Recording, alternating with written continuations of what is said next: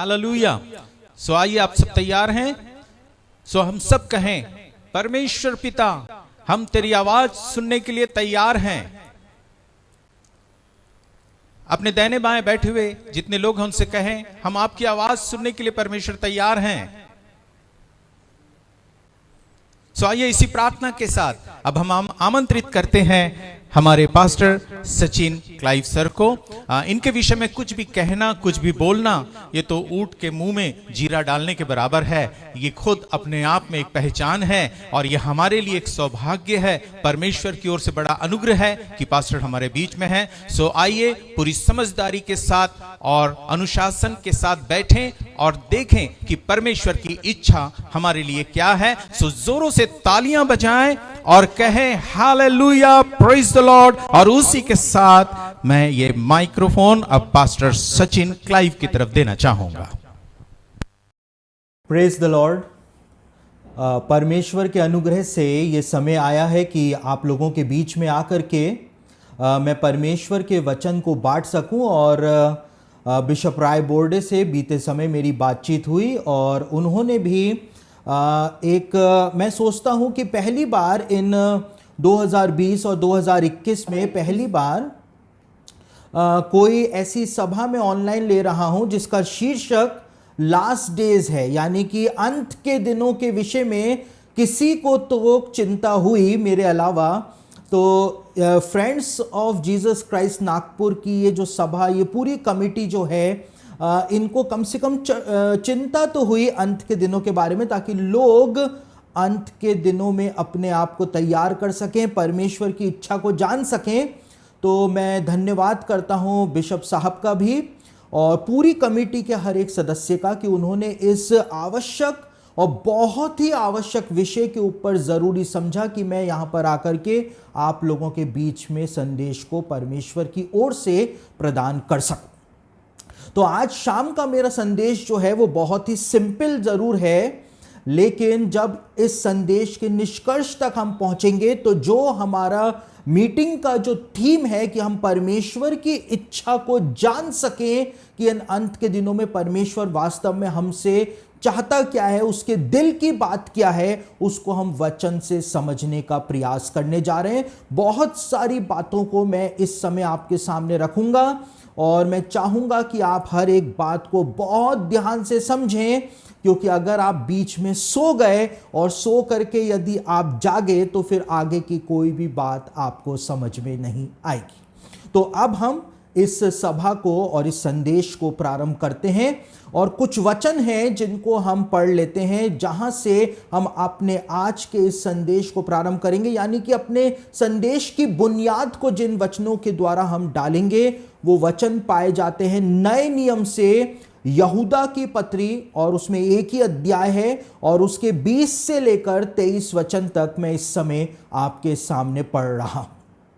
तो यहूदा की पत्री, उसका पहला अध्याय, एक ही अध्याय है, 20 से लेकर 23 वचन के अंदर सब कुछ लिखा हुआ है जो आज इस शाम को हमको समझना है। यहां पर लिखा हुआ है, पर हे प्रियो, तुम अपने अति पवित्र विश्वास में उन्नति करते हुए और पवित्र आत्मा में प्रार्थना करते हुए अपने आप को परमेश्वर के प्रेम में बनाए रखो और अनंत जीवन के लिए हमारे प्रभु यीशु मसीह की दया की बाट जोते रहो। उन पर जो शंका में है दया करो और बहुतों को आग में से झपट कर निकालो और बहुतों पर भय के साथ दया करो, पर उस वस्त्र से भी घृणा करो जो शरीर के द्वारा कलंकित हो गया है।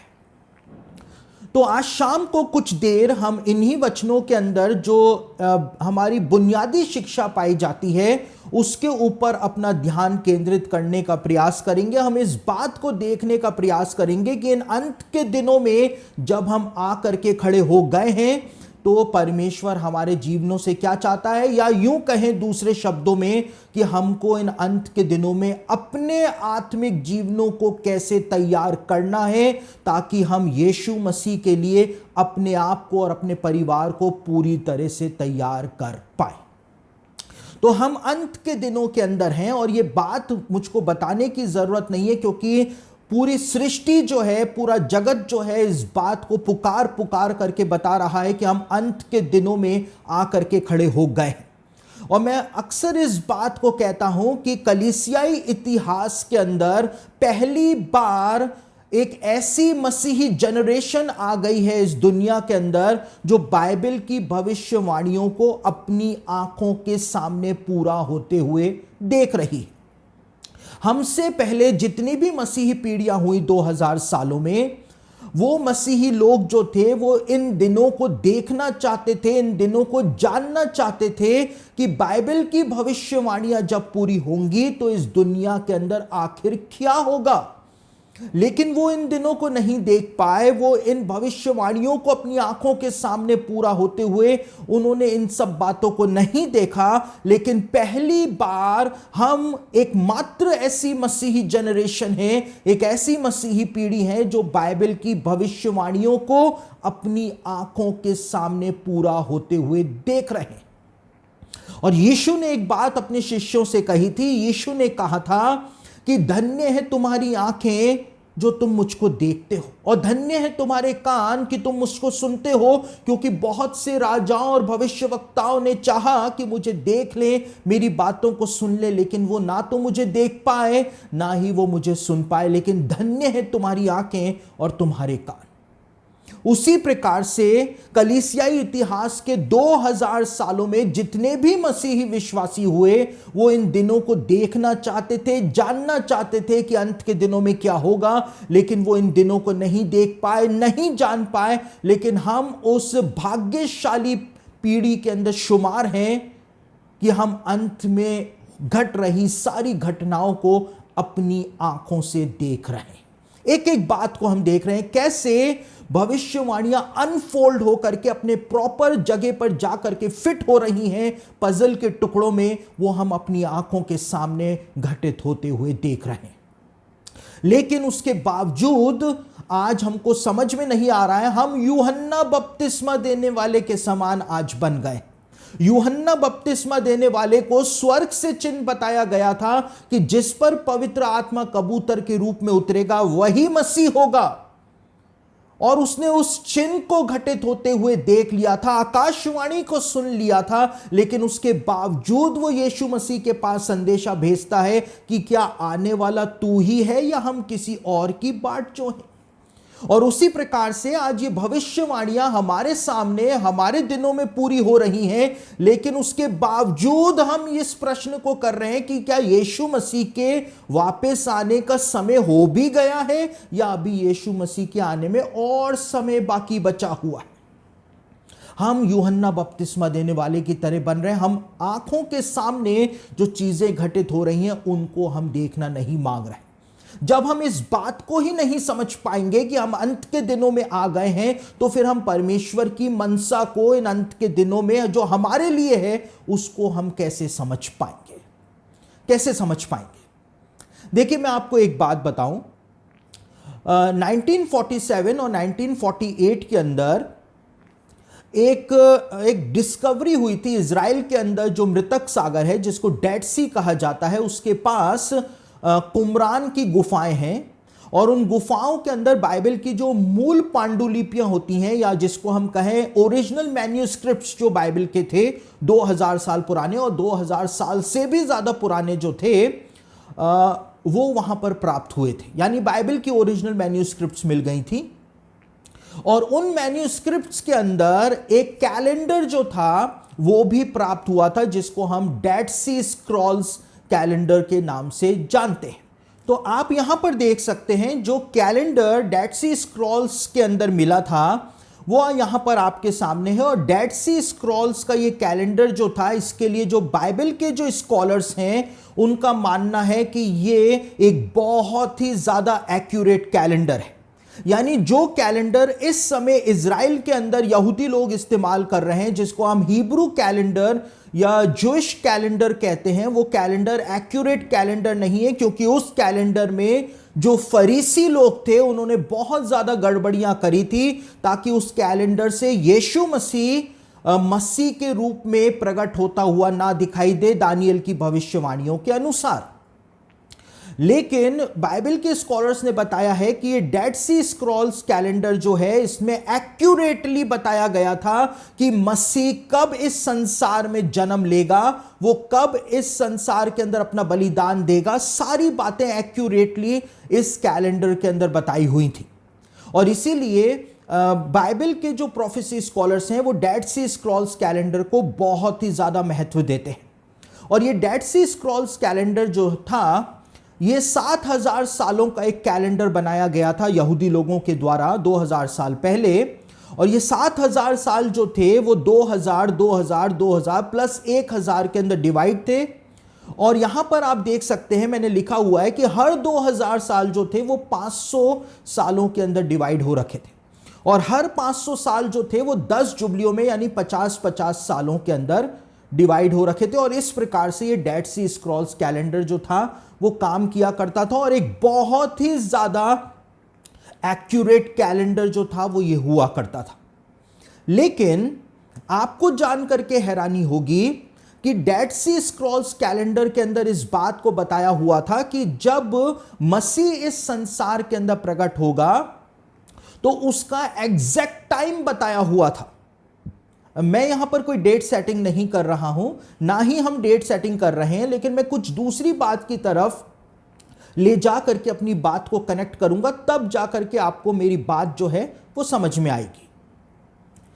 तो इस डेड सी स्क्रॉल्स कैलेंडर में बताया हुआ था कि 75 एडी में मसीह जो है उसका जन्म इस संसार के अंदर होगा और वो अपना बलिदान इस संसार के अंदर देगा। लेकिन समस्या ये उत्पन्न हो गई थी यहूदियों के सामने, फरीसी क्यों यीशु मसीह को नहीं पहचान पाए और जो रूलिंग क्लास थी यहूदियों की वो क्यों यीशु मसीह को नहीं पहचान पाए, क्योंकि उनका अंदाजा था कि मसीह जो है वो 75 एडी तक तो आ ही नहीं सकता है।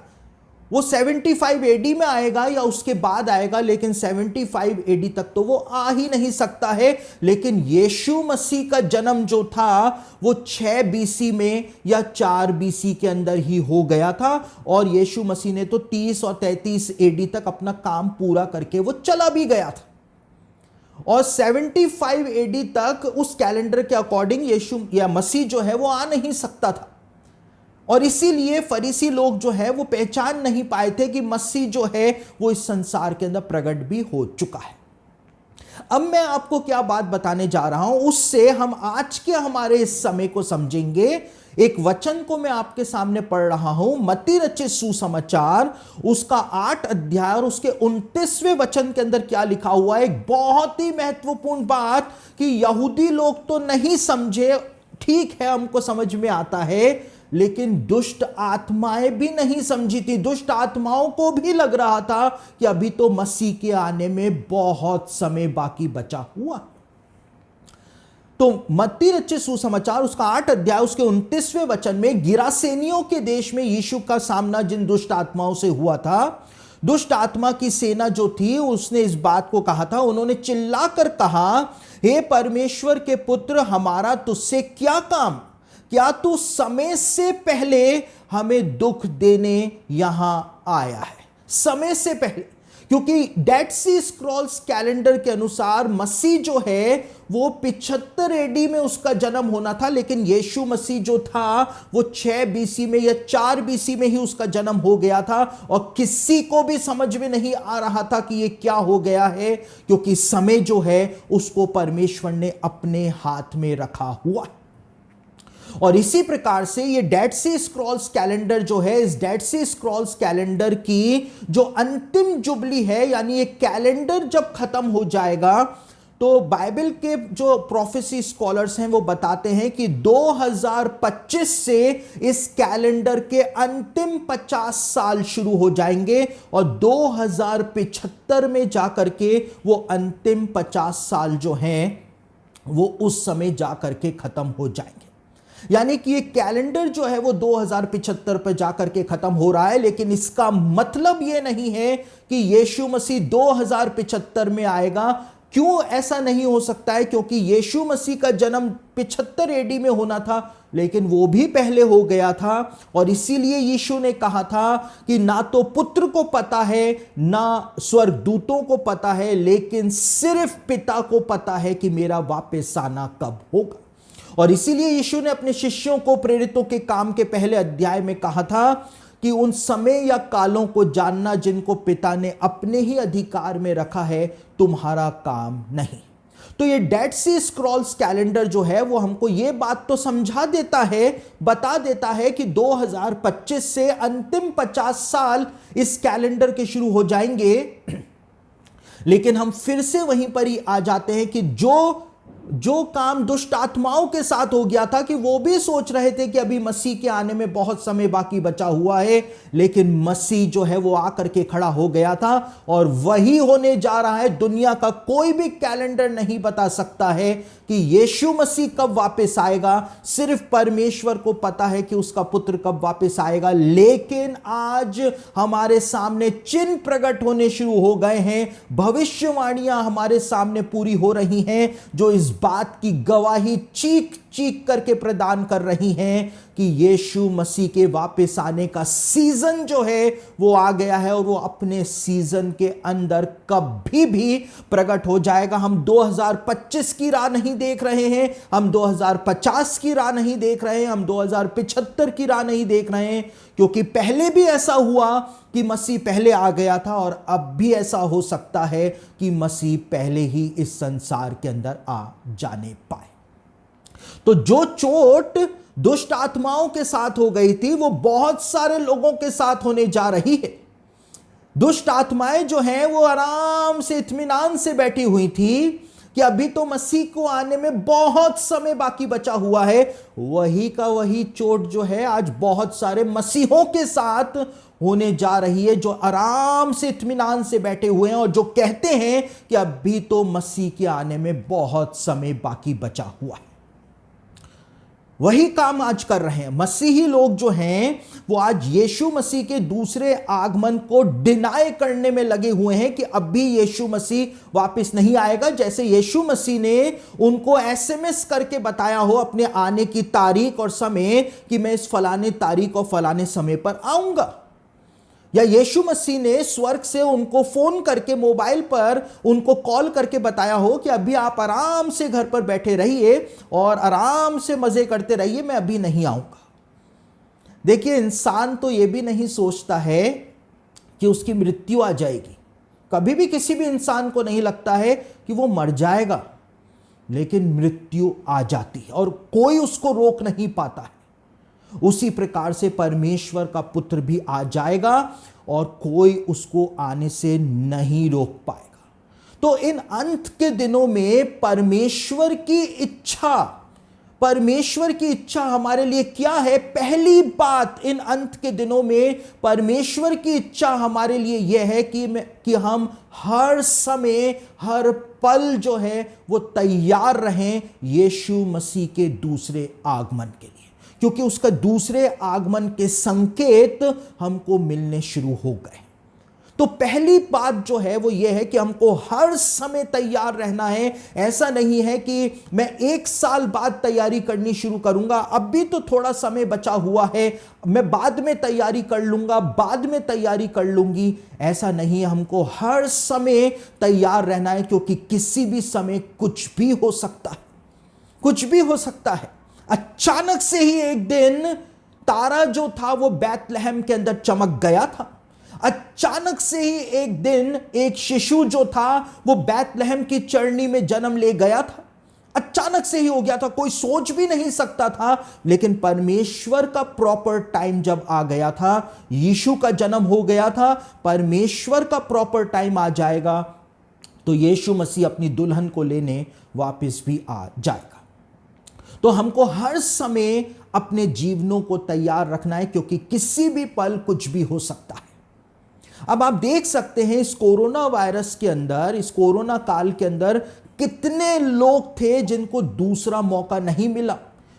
कितने ऐसे मसीही लोग थे जो इस बात को कहते थे कि अभी यीशु मसीह के आने में बहुत समय बाकी बचा हुआ है, उनको दूसरा मौका मिला ही नहीं, वो तैयारी भी नहीं कर पाए और उनको इस दुनिया को छोड़ करके जाना पड़ा। ये परमेश्वर का अनुग्रह है कि परमेश्वर ने हमको एक और मौका दिया है ताकि हम तैयारी कर सकें। ये भविष्यवाणियां बाइबल के अंदर यूं ही परमेश्वर ने प्रदान नहीं करी। पतरस ने अंत के दिनों के विषय में एक बात बताई थी और पतरस ने कहा था वही हाल जो आज के हमारे मसीहों का हो रखा है, पूरी दुनिया का हो रखा है, वही हाल जो था वो पतरस ने 2000 साल पहले देख लिया था कि अंत के दिनों में मसीहों का हाल क्या होने जा रहा है। और पतरस ने क्या बताया था? दूसरा पतरस उसका 3 अध्याय 3 और 4 वचन पढ़ें तो वहां पे पतरस क्या बात बताता है। पतरस इस बात को कहता है, पहले यह जान लो कि अंतिम दिनों में हंसी ठट्टा करने वाले आएंगे जो अपनी ही अभिलाषाओं के अनुसार चलेंगे और कहेंगे उसके आने की प्रतिज्ञा कहां गई। यानी यीशु मसीह के सेकंड कमिंग की जो प्रतिज्ञा है उसका मजाक बनाने वाले अंत के दिनों में आ जाएंगे। स्कॉफर्स जो हैं वो अंत के दिनों में आ जाएंगे। पतरस ने इस बात को बताया था। बाइबल की भविष्यवाणियों का मजाक बनाने वाले आ जाएंगे। पतरस ने इस बात को बताया था और बिल्कुल वैसा का वैसा आज हमारे समय में हो रहा है। आप यीशु मसीह के दूसरे आगमन का प्रचार करिए, आपका मजाक जो है वो और किसी के द्वारा भी नहीं लेकिन मसीहों के द्वारा ही बनाया जाना शुरू हो जाएगा, क्योंकि पूरी दुनिया के लोगों को तो फिर भी विश्वास हो जाए कि यीशु आने वाला है, लेकिन मसीहों को आज विश्वास ही नहीं हो रहा है कि यीशु मसीह इस संसार में वापस आ रहा है। मसीही लोग जो है वो हंसी उड़ाने के अंदर लगे हुए हैं। जैसा कि यहां पे लिखा हुआ है, देखिए, अगर हमको इस बात का विश्वास है कि यीशु मसीह वापस आ रहा है तो हम कभी भी अपने जीवनों को उन पापों के अंदर नहीं फंसाएंगे जहां पर हमने उसको आज फंसा रखा है। अपने जीवन से हम भी तो इस बात का मजाक बनाने में लगे हुए हैं कि यीशु मसीह अभी नहीं आ रहा है। बाइबल की सबसे बड़ी प्रतिज्ञा जो है वो ये है कि यीशु मसीह संसार में वापस आएगा। इससे बड़ी प्रतिज्ञा बाइबल के अंदर पाई ही नहीं जाती है। बाइबल की सबसे बड़ी प्रतिज्ञा है जब परमेश्वर छोटी छोटी प्रतिज्ञाओं को पूरा कर सकता है, जब परमेश्वर अनफेथफुल यहूदियों के ऊपर इतना अनुग्रह कर सकता है, अपने वचन को वो यहूदियों के लिए पूरा कर सकता है आज भी, तो क्या इतनी बड़ी प्रतिज्ञा जो परमेश्वर ने दी है, जो परमेश्वर की नाक का सवाल है, क्या परमेश्वर यीशु को वापस इस संसार में नहीं भेजेगा? जल प्रलय के समय भी लोगों ने परमेश्वर को हल्का तोला था। जल प्रलय के समय भी लोग परमेश्वर को हल्का तोल रहे थे और आज हमारे समय में भी परमेश्वर को हल्का तोला जा रहा है। परमेश्वर को हल्का तोला जा रहा है। पतरस ने क्या बोला? पतरस ने कहा अंत के दिनों में हंसी ठट्टा करने वाले आएंगे और आकर के कहेंगे कि भाई उसके आने की प्रतिज्ञा कहां गई? 2000 साल बीत गए, वो तो वापस ही नहीं आया, वो तो भूल गया रास्ता वापस आने का। लेकिन पतरस ने कहा कि यीशु मसीह वापस इस संसार के अंदर आएगा, वापस इस संसार के अंदर आएगा। और यही बात जो है वो सिर्फ पतरस के द्वारा नहीं लेकिन यहूदा की पत्री में भी दोहराई गई। यहूदा के द्वारा बाइबल की भविष्यवाणियां जब 2 बार दोहरा दी जाए बाइबल के अंदर ही, यानी कि एक बहुत महत्वपूर्ण बात बाइबल के अंदर बताई जा रही है। और यहूदा की पत्री को आप पढ़ें तो यहूदा की पत्री का 1 अध्याय 17 से लेकर 19 वचन को आप पढ़ें तो यहां पर पतरस की भविष्यवाणी को यहूदा ने भी दोहराया था। और यहां पे लिखा है, पर हे प्रियो, तुम उन बातों को स्मरण रखो जो हमारे प्रभु यीशु मसीह के प्रेरित पहले ही कह चुके हैं। वे तुमसे कहा करते थे, अंत के दिनों में ऐसे ठट्टा करने वाले होंगे जो अपनी अभक्ति की अभिलाषा के अनुसार चलेंगे। ये वे हैं जो फूट डालते हैं, ये शारीरिक लोग हैं जिनमें आत्मा नहीं है। यानी कि अंत के दिनों में ये हंसी ठट्टा करने वाले जो आ जाएंगे मसीहत में, जो आकर के बाइबल की भविष्यवाणियों का, अंत के दिनों की बातों का और यीशु मसीह के दूसरे आगमन की प्रतिज्ञा का मजाक बनाएंगे, चाहे वो खुद मसीही लोग ही क्यों ना हो। तो यहां पर यहूदा कहता है ये शारीरिक लोग हैं और इनके अंदर पवित्र आत्मा नहीं है। इनके अंदर पवित्र आत्मा नहीं है, इसलिए इनको पता भी नहीं चल पा रहा है कि हम अंत के दिनों में आ गए हैं और यीशु मसीह वापस आने वाला है। तो पहली बात क्या थी? पहली बात यह थी कि इन अंत के दिनों में परमेश्वर की इच्छा हमारे लिए क्या है कि हम हर समय यीशु मसीह के दूसरे आगमन के लिए अपने आप को तैयार रखें। और दूसरी बात क्या है कि इन अंत के दिनों में परमेश्वर हमसे क्या चाहता है कि हम ऐसे लोगों के प्रति बहुत सावधान रहें, चौकन्ने रहें, जो इस बात को कहते हैं कि अभी तो यीशु के आने में बहुत समय बाकी बचा हुआ है। हमको सावधान रहना है ऐसे लोगों से, क्योंकि बाइबल में लिखा हुआ है कि ऐसे लोगों को ताड़ लिया करो। ताड़ लिया करो का मतलब होता है कि ऐसे लोगों को इग्नोर कर दिया करो। हम अंत के दिनों में अपना जीवन व्यतीत कर रहे हैं। उधर इज़राइल के अंदर यदि मैं आपको बताऊं तो इज़राइल के अंदर मसीह के मुकुट को तैयार किया जा रहा है। इज़राइल के अंदर मसीह के सिंहासन को तैयार किया जा रहा है कि जब मसीह आएगा तो उसको सिंहासन पर बिठाया जाएगा, उसको वो मुकुट पहनाया जाएगा। अभिषेक का तेल मसीह के लिए तैयार कर लिया गया है।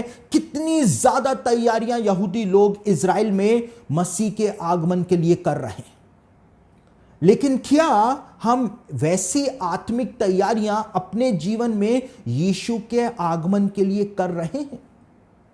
कहीं हम सीरियल्स के अंदर तो नहीं फंस गए? कहीं हमारा जीवन सीरियल्स से ही निकल करके बाहर तो नहीं आ पा रहा है, उसी के अंदर फंस गया है, ट्रैप हो गया है? वेब सीरीज के अंदर यदि कहीं हम ट्रैप तो नहीं हो गए? हमारे दिमाग के अंदर सिर्फ फिल्में ही फिल्में तो नहीं चल रही हैं? हम क्या कर रहे हैं? क्या हम वास्तव में यीशु मसीह के आगमन की तैयारी कर रहे हैं? और यदि वास्तव में यीशु के आगमन की तैयारी कर रहे हैं तो हमको ऐसे लोगों से बच करके रहना है जो इस बात को कहते हैं कि अभी तो यीशु के आने में बहुत समय बाकी बचा हुआ है।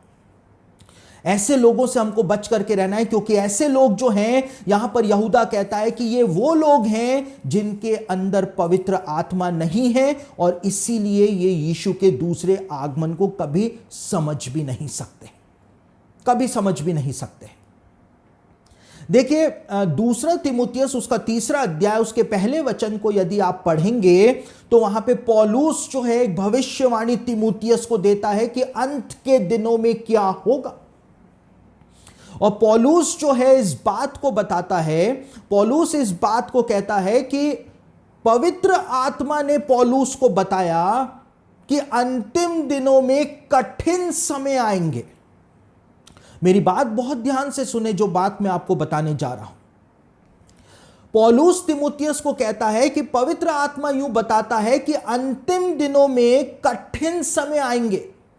लेकिन ओरिजिनल ग्रीक लैंग्वेज जो है, जिसमें नया नियम लिखा गया था, उसमें यदि आप पौलुस के इन वचनों को पढ़ें ग्रीक न्यू टेस्टामेंट में, तो अंतिम दिनों के लिए जो शब्द पौलुस के द्वारा इस्तेमाल किया गया था वो शब्द है एस्केटोस, ESCHATOS, एस्केटोस।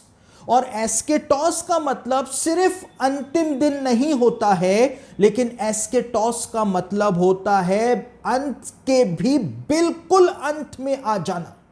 यानी कि जहां पर सड़क जो है चलते चलते सड़क खत्म हो जाए, या बंदरगाह जो होता है, सी पोर्ट जो होता है, अंतिम बंदरगाह आ जाए, उसके आगे कोई दूसरा बंदरगाह होगा ही नहीं, कोई रास्ता होगा ही नहीं, पृथ्वी के जगत के अंत में आ जाना, वहां पर पौलुस के द्वारा वो शब्द इस्तेमाल किया गया था।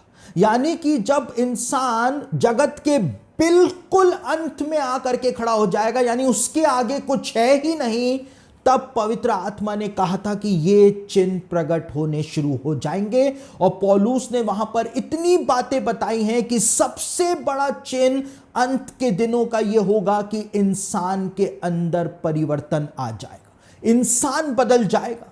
परमेश्वर ने इंसान को कभी भी वैसा नहीं बनाया था जैसा कि इंसान आज हो गया है। इंसान ने अपना स्वभाव जानवर की तरह बना लिया है। पौलुस ने कहा था अंत के दिनों में इंसान का हाल ऐसा हो जाएगा। और कौन से अंत के दिनों में? जब इंसान अंत के भी अंत में पहुंच जाएगा, उस समय इंसान का स्वभाव ऐसा हो जाएगा। और आज जब हम अंत के भी अंत में आकर के खड़े हो गए हैं, तो हम देख रहे हैं पूरी दुनिया के अंदर इंसान का स्वभाव जो है वो जानवर के समान हो गया है, जानवर के समान हो गया है। और जब हम इस तरह के व्यवहार को, इस तरह की ह्यूमन सोसाइटी को देख रहे हैं, तो इस तरह की ह्यूमन सोसाइटी को देखते हुए परमेश्वर क्या चाहता है कि हम यीशु के दूसरे आगमन की किस प्रकार से तैयारी करें। इब्रानियों की पत्री उसका 10 अध्याय उसके 25वें वचन को आप पढ़ेंगे तो वहां पर इब्रानियों का लेखक कहता है कि जैसे जैसे तुम उस दिन को निकट आते हुए देखते हो, वैसे वैसे आत्मिक संगति के अंदर तुम और भी ज्यादा बढ़ते चले जाओ।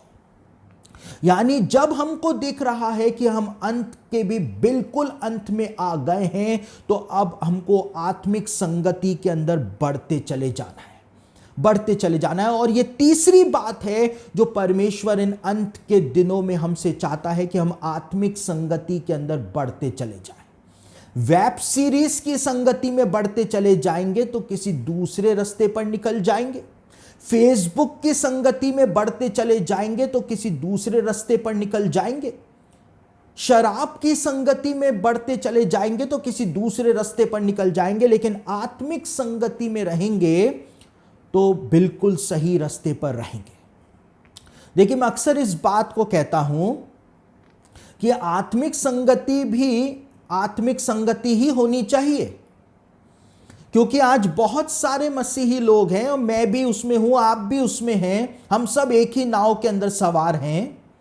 बहुत सारे मसीही लोग जब आत्मिक संगति करते हैं तो सबसे पहले तो वो अपने पास्टर साहब की बुराई करते हैं, उसके बाद वो अपने साथी विश्वासियों की बुराई करते हैं, उसके बाद वो दुनिया भर की बुराई करते हैं और 1 घंटे 2 घंटे 3 घंटे 4 घंटे पेट भर करके बुराइयां करने के बाद वो प्रार्थना करनी शुरू करते हैं और वो कहते हैं कि प्रभु, जो आत्मिक संगति हमने अभी अभी की है उस पर तेरी आशीष होने पाए।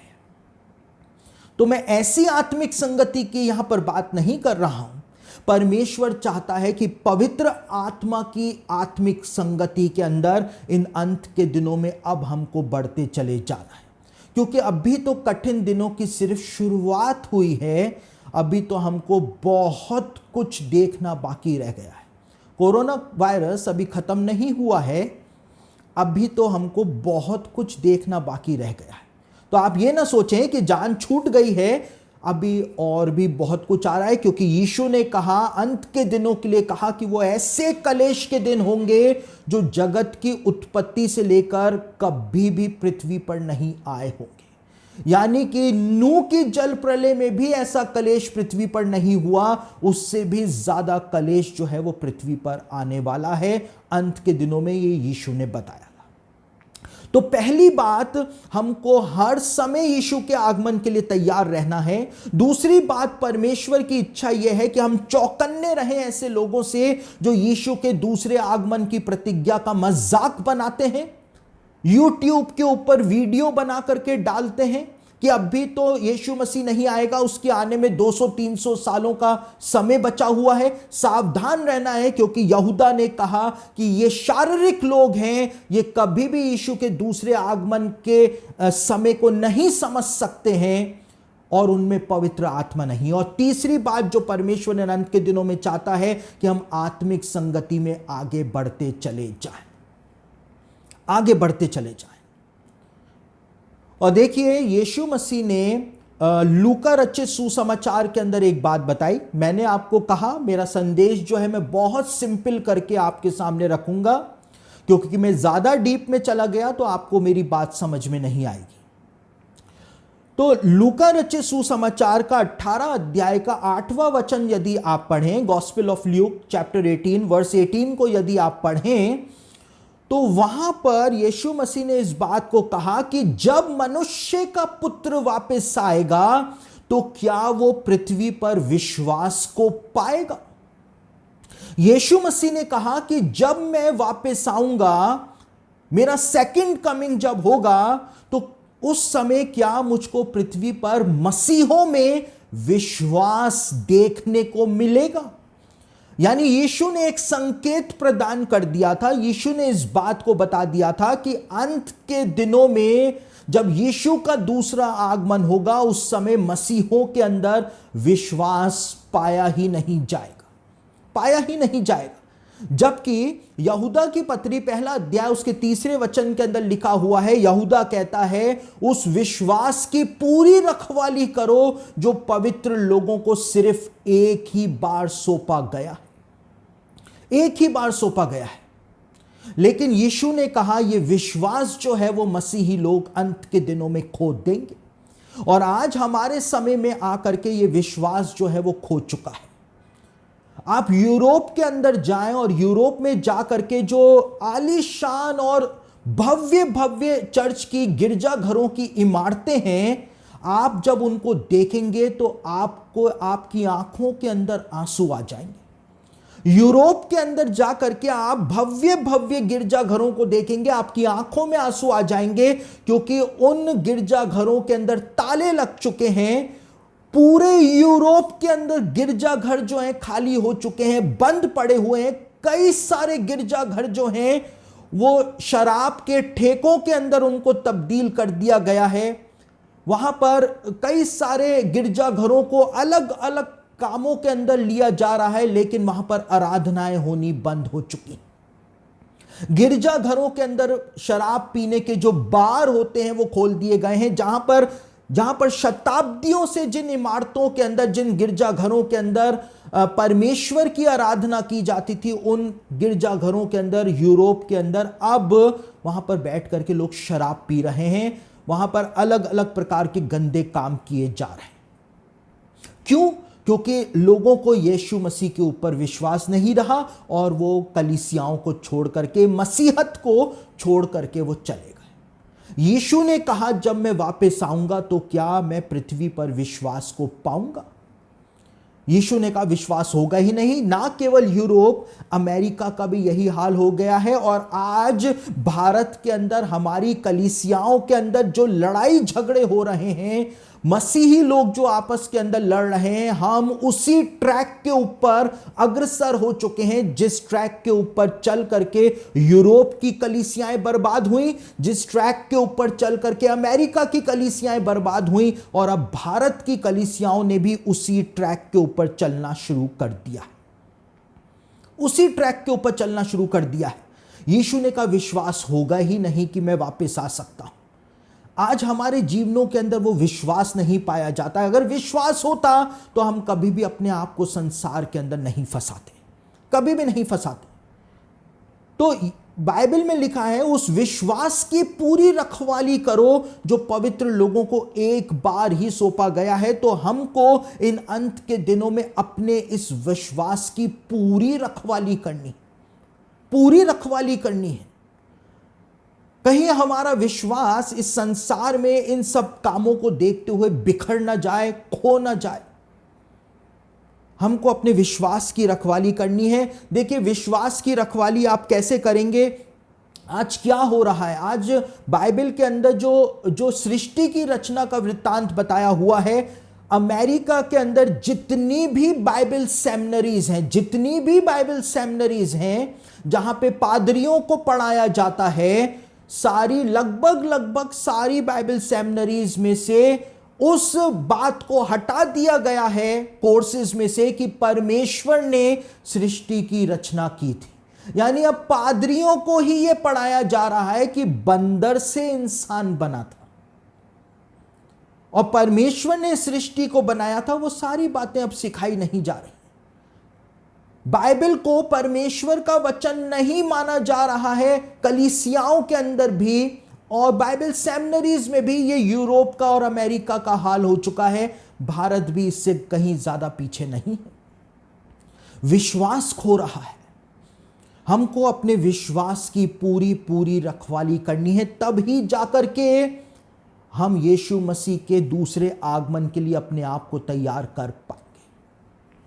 उसके बाद जब हम आगे बढ़ते हैं तो हमको अपने विश्वास को तो थामे रखना ही है, लेकिन आप अपने विश्वास को किस प्रकार से थामे रख सकते हैं? बाइबल में लिखा है विश्वास सुनने से और सुनना मसीह के वचन से होता है।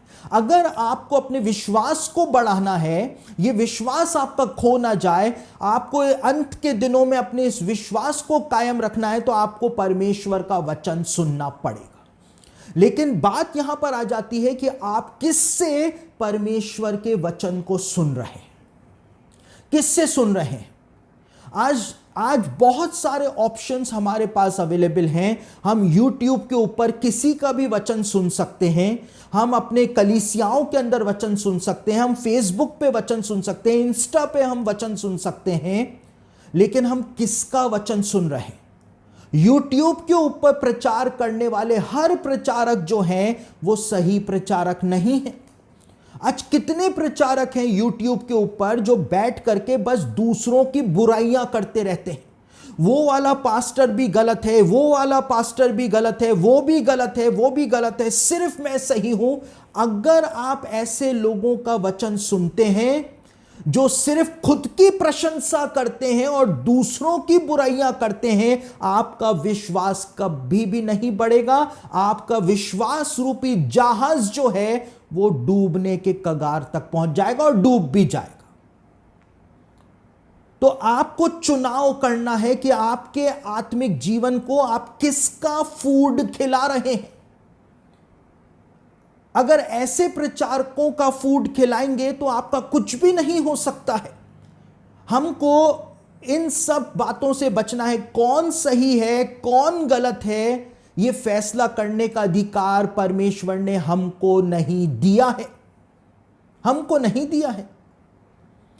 कौन सही है, कौन गलत है, यह निर्णय यीशु मसीह आकर के करेगा।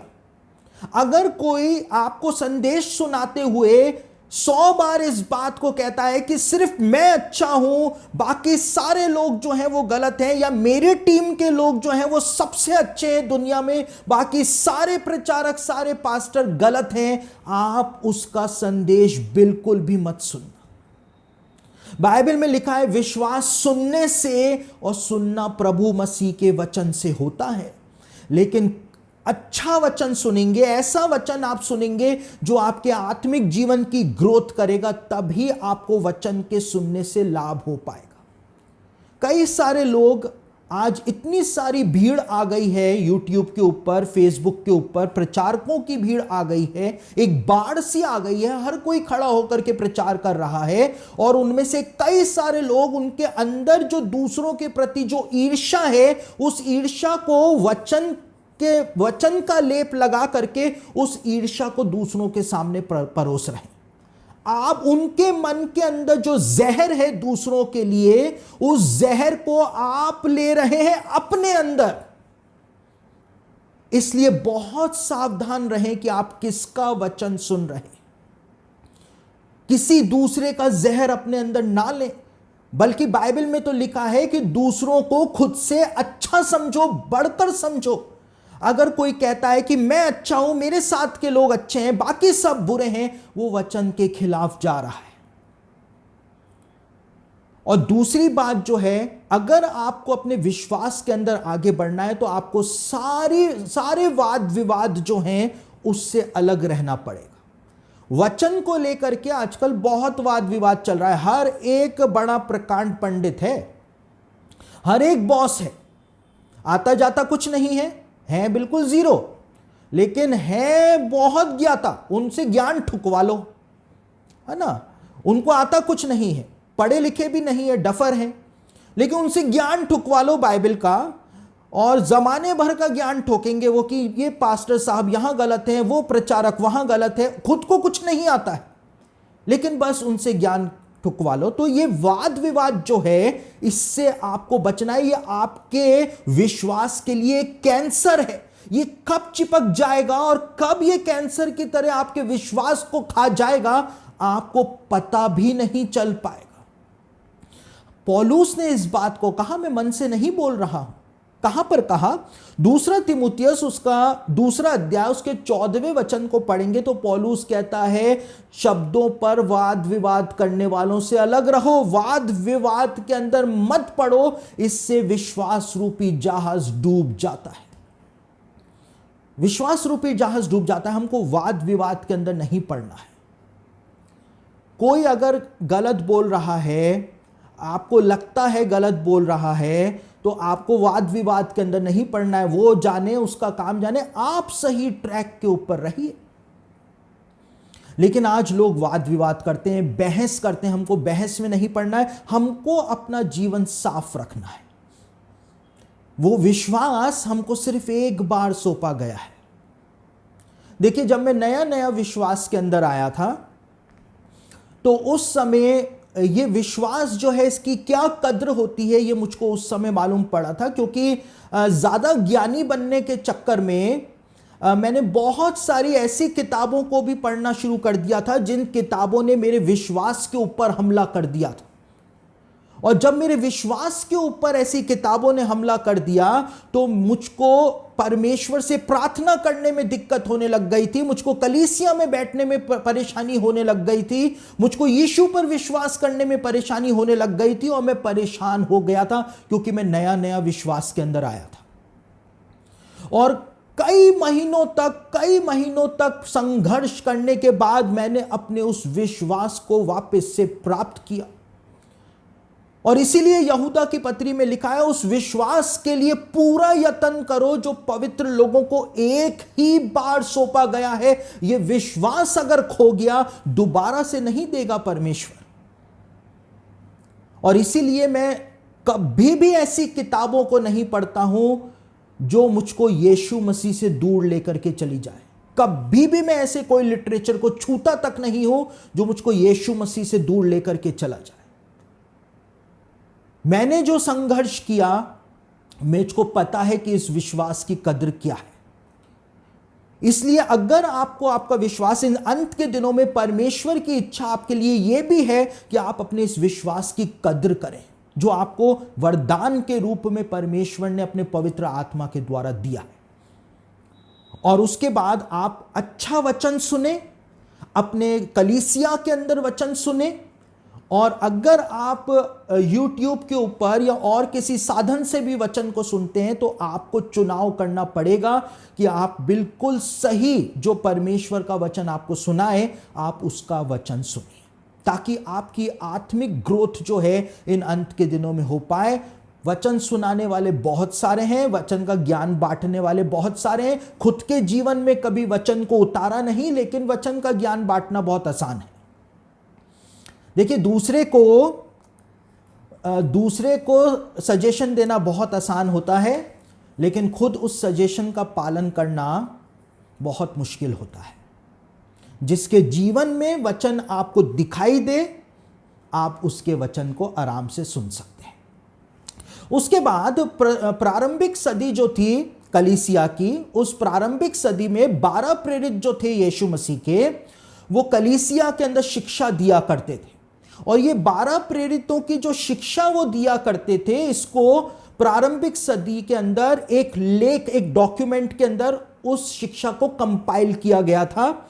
और उस डॉक्यूमेंट को कलीसियाई इतिहास के अंदर दिदखे कहा जाता है। और ये दिदखे नाम का जो डॉक्यूमेंट है कलीसिया का, जो अर्ली क्रिश्चियन राइटिंग कहलाता है, उसमें 12 प्रेरित जो शिक्षा दिया करते थे उसको कंपाइल करके लिखा गया था। और अंत में उस 12 प्रेरितों की शिक्षा के अंत के अंदर जो 12 प्रेरित थे, उन्होंने कलीसिया को बताया था कि अंत के दिनों में मसीहों का हाल क्या होगा।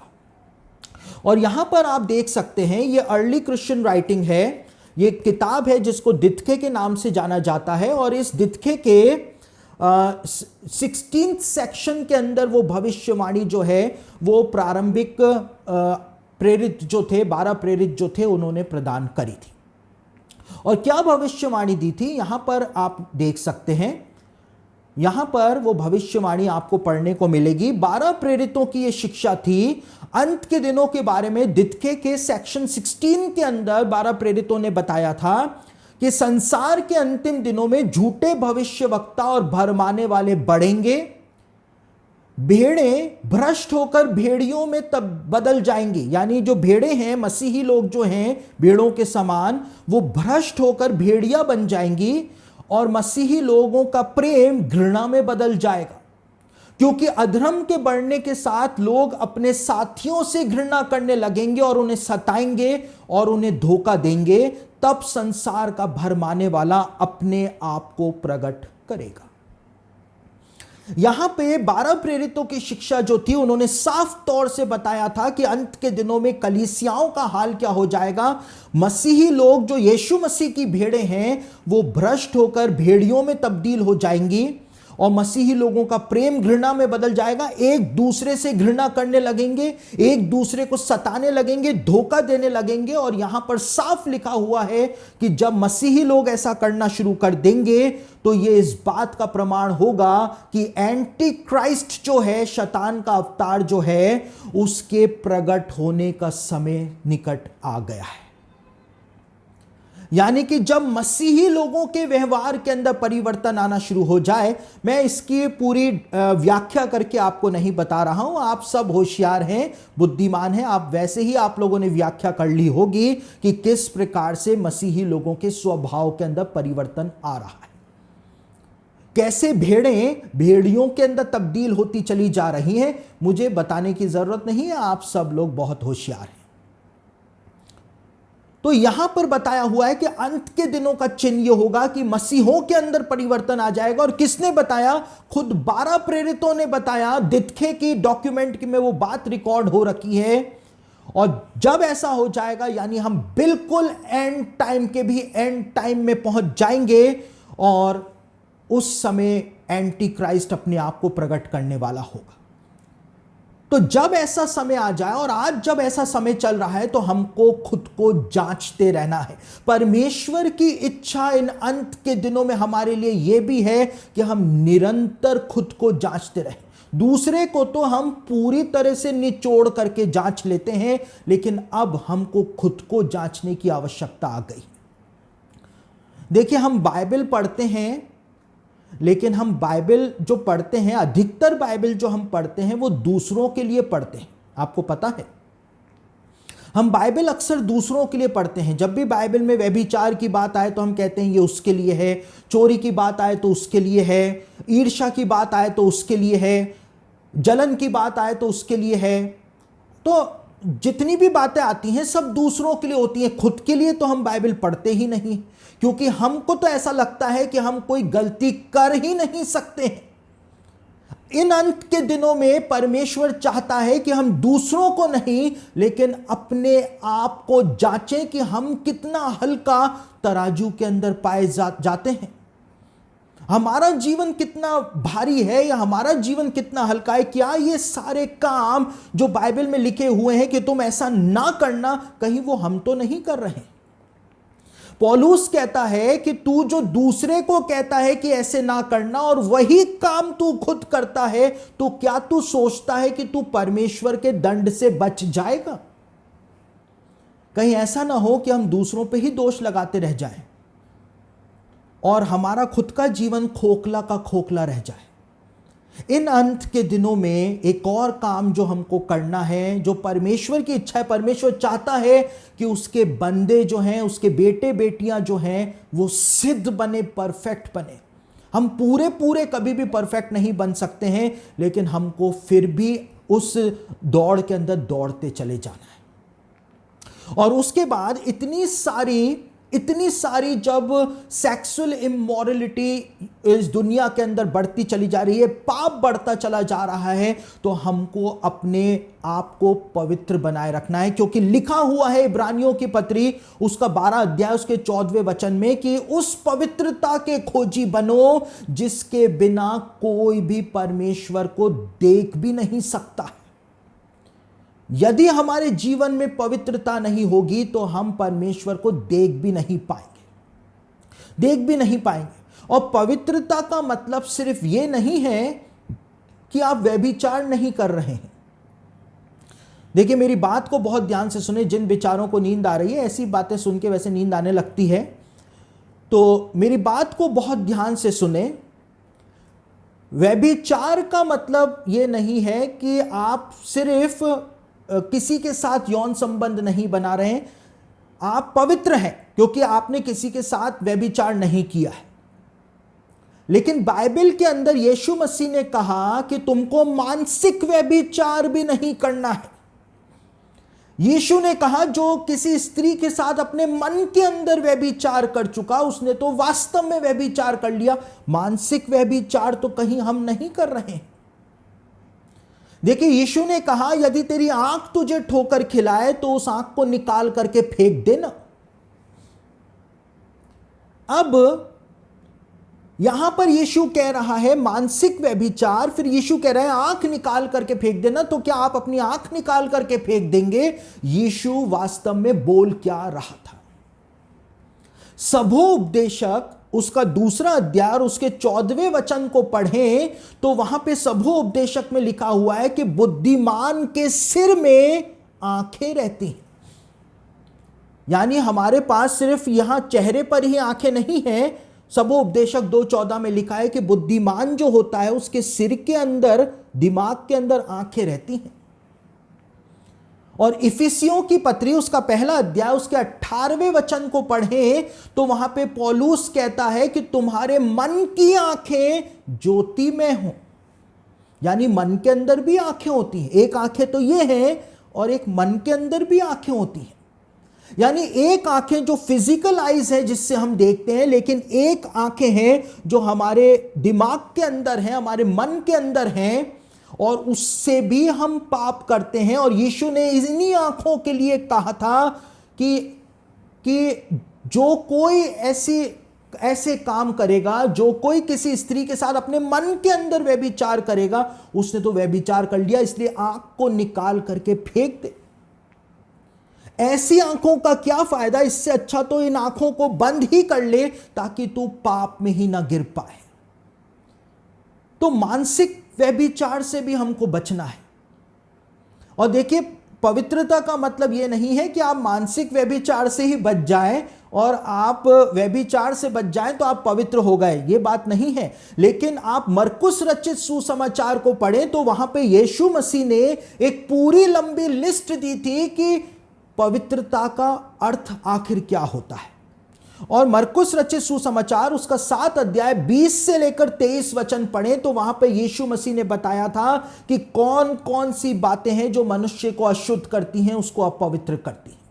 तो इन अंत के दिनों में परमेश्वर की इच्छा क्या है? हम कैसे यीशु मसीह के दूसरे आगमन के लिए अपने आप को तैयार कर सकते हैं? पवित्रता को प्राप्त करने के द्वारा। क्योंकि उस पवित्रता को जब तक हमने प्राप्त नहीं किया, इब्रानियों का लेखक कहता है, हम कभी भी परमेश्वर को नहीं देख पाएंगे, हम कभी भी उसके राज्य के अंदर प्रवेश नहीं कर पाएंगे, कभी भी नहीं कर पाएंगे। और उसके बाद हमको वचन का अध्ययन करना है अगर हमको परमेश्वर की इच्छा पे चलना है। 2 पतरस उसका 1 अध्याय उसके 19वें वचन को पढ़ेंगे तो वहां पे लिखा हुआ है कि ये वचन जो है, परमेश्वर का वचन जो है, वो अंधियारे के अंदर एक उजियाला है जो हमारे अंधियारे मनों के ऊपर उजियाला प्रदान करता है।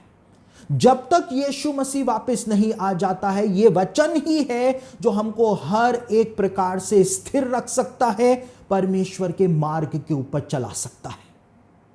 और उसके बाद हमको प्रार्थना में तो अपना जीवन देना ही देना है। मैं प्रार्थना के विषय में ज्यादा आपके सामने बात नहीं करूंगा क्योंकि आप सबको पता है प्रार्थना का महत्व क्या होता है। और सुसमाचार प्रचार की सेवा को भी हमको अल्टीमेटली अंजाम देना है। परमेश्वर की सबसे बड़ी इच्छा इन अंत के दिनों में यही है कि हम उसके वचन को दूर दूर तक पहुंचाएं। यहां पर यहूदा की पत्री में जो वचन हमने पढ़े थे, यहां पर लिखा हुआ है, बहुतों के ऊपर दया करो और बहुतों को आग में से झपट कर बाहर निकाल लो। बहुत से जीवन जो नरक की आग में जा रहे हैं, उनको वहां से झपट करके निकाल लो। सुसमाचार हमको लेकर के जाना है। कैसे लेकर के जाना है? हर कोई प्रचारक नहीं बन सकता है, हर कोई पास्टर नहीं बन सकता है, लेकिन आप अलग अलग माध्यमों से सुसमाचार को सुना सकते हैं और नॉन ऑफेंडिंग सुसमाचार होना चाहिए। देखिए, क्रूस की ठोकर एक अलग चीज है, क्रूस की ठोकर एक अलग चीज है, लेकिन एक ठोकर ऐसी होती है जो हम अपने शब्दों से दूसरों को खिलाते हैं। तो हमको अपने शब्दों को काबू में रख करके सुसमाचार का प्रचार करना है, क्योंकि आज जितना भी बखेड़ा हो रखा है वो हमारे शब्दों की वजह से ही हो रखा है। कई सारे लोग वचन प्रचार करते समय इस प्रकार के शब्दों का इस्तेमाल दूसरों के लिए करते हैं कि जिससे बहुत बड़ा बखेड़ा हो जाता है, और आज हो भी रहा है। तो हमको ऐसा सुसमाचार प्रचार करना है जिससे बखेड़ा नहीं हो, लेकिन हर एक चीज व्यवस्थित हो जाए, लोगों तक परमेश्वर का वचन पहुंच जाए। आप फेसबुक चलाते हैं, आप फेसबुक के माध्यम से प्रचार कर सकते हैं।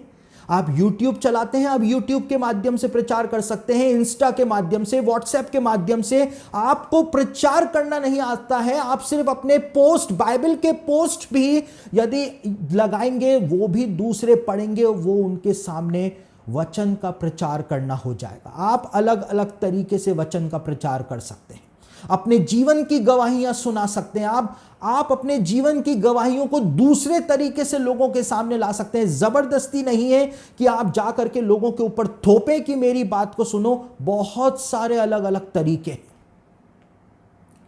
और यदि आप कुछ भी नहीं कर सकते हैं तो आप उन लोगों की मदद कर सकते हैं जो परमेश्वर के वचन के प्रचार के कार्य में लगे हुए हैं। प्रार्थना करने के द्वारा कर सकते हैं, आप उनको फाइनेंशियली सपोर्ट करने के द्वारा कर सकते हैं, आप फिजिकली उनके कामों में मदद करने के द्वारा कर सकते हैं। आपको वही प्रतिफल मिलेगा जो उन लोगों को परमेश्वर प्रदान करेगा। देखिए, बाइबल में दाऊद की कहानी के बारे में बताया हुआ है कि दाऊद जब अमालेकियों के पीछे जाता है तो सामान की रक्षा करने के लिए कुछ लोगों को छोड़ करके जाता है, और जब वो वापस से जीत करके आता है तो उसके साथ के लोग कहते हैं कि जिन्होंने सामान के पास बैठ करके निगरानी करी, उनको हम लूट में से कोई भी भाग नहीं देंगे। लेकिन दाऊद क्या कहता है? दाऊद कहता है कि जो लड़ाई लड़ने के लिए गया और जिसने बैठ करके सामान की रक्षा करी, उन दोनों को बराबर बराबर अधिकार मिलेगा, हक मिलेगा, लूट में से भाग मिलेगा। यानी कि आप कुछ भी नहीं कर सकते हैं, आपको नौकरी करनी है, आप बहुत बिजी हैं, तो आप उन लोगों की मदद कर सकते हैं जो आगे जाकर के सुसमाचार की सेवा कर रहे हैं। प्रार्थना के माध्यम से मदद कर सकते हैं, फाइनेंशियली मदद कर सकते हैं, और अपनी फिजिकल एफर्ट्स के द्वारा भी आप उनकी मदद कर सकते हैं। यह परमेश्वर की सबसे बड़ी इच्छा है कि अंत के दिनों में जब दुनिया अपने क्लाइमैक्स के ऊपर आ रही है, तब लोग परमेश्वर का वचन जान जाएं, ताकि कोई भी इस बात को नहीं बोल पाए कि काश परमेश्वर का वचन मेरे पास पहुंच जाता तो मैं उस पर विश्वास कर लेता और मेरा जीवन बच जाता। यह हमारा दायित्व है। लिखा हुआ है यहूदा की पत्री में, दूसरों के ऊपर दया करो और बहुतों को आग में से झपट कर बाहर निकाल लो। और एक बहुत ही महत्वपूर्ण बात यहां पर अंत में लिखी हुई है। यहां पर लिखा हुआ है यहूदा की पत्री उसका पहला अध्याय और उसके 21वें वचन में लिखा हुआ है कि अनंत जीवन के लिए हमारे प्रभु यीशु मसीह की दया की बाट जोते रहो। सबसे बड़ी बात, हमको यीशु मसीह की बाट इन अंत के दिनों में जोनी है कि वो कभी भी हमको लेने के लिए संसार में प्रकट हो जाएगा और हमको यहां से उठा करके अपने पिता के घर वो ले जाएगा। वो दिन आ रहा है, वो ऐतिहासिक दिन आ रहा है जब यीशु मसीह आएगा और हमको यहां से उठा करके ले जाएगा, हमको बादलों पर उठा करके ले जाएगा। देखिए, बहुत सारे मसीही लोग जो हैं वो कहते हैं कि ऐसे कैसे बादलों पर उठा करके ले जाएगा, ऐसे कैसे हो सकता है। उनको लगता ही नहीं है कि यीशु मसीह बादलों पर कलीसिया को उठा करके ले जा सकता है।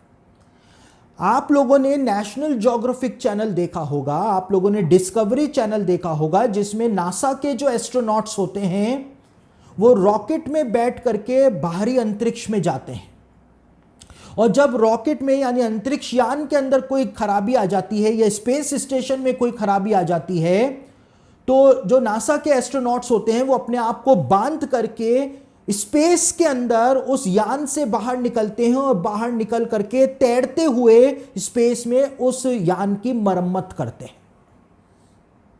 तो जब इंसान अपनी इतनी छोटी सी खोपड़ी से रॉकेट बना करके उस रॉकेट में बैठ करके इस पृथ्वी के बाहर जा सकता है, स्पेस में जाकर के तैर सकता है, तो क्या परमेश्वर जिसने इस दिमाग को बनाया, क्या वो पवित्र आत्मा के सामर्थ्य से इंसान को उठा करके बादलों पर उठा करके स्वर्ग में नहीं ला सकता है? स्वर्ग में नहीं ला सकता है। तो लॉजिक जो है वो सब फेल हो जाते हैं, क्योंकि परमेश्वर ऐसे काम करता है जो फिजिक्स के नियमों को पूरी तरह से उनकी धज्जियां उड़ाते हुए परमेश्वर काम करके दिखाता है। तो आज इन अंत के दिनों में परमेश्वर की इच्छा यह है कि हम अपने आत्मिक जीवनों को तैयार कर लें, अपने आप को किन्हीं प्रकार के वाद विवादों के अंदर नहीं फंसाएं। हम ऐसे लोगों से बच करके रहें जो यीशु के दूसरे आगमन की प्रतिज्ञा के ऊपर संदेह करते हैं और सिखाते हैं कि वो अभी नहीं आएगा। ऐसे लोगों से हमको अपने जीवनों को बचा करके रखना है। तो हम सब अपनी आंखों को बंद करेंगे, हम सब प्रार्थना करने जा रहे हैं और प्रार्थना करने के बाद हम इस संदेश को समाप्त करेंगे। हम अपनी आंखें बंद करेंगे। सर्वशक्तिमान पिता परमेश्वर प्रभु, आपके लोग जो आपके नाम के कहलाते हैं, इन्होंने दीन होकर के आपके वचन को सुन लिया है।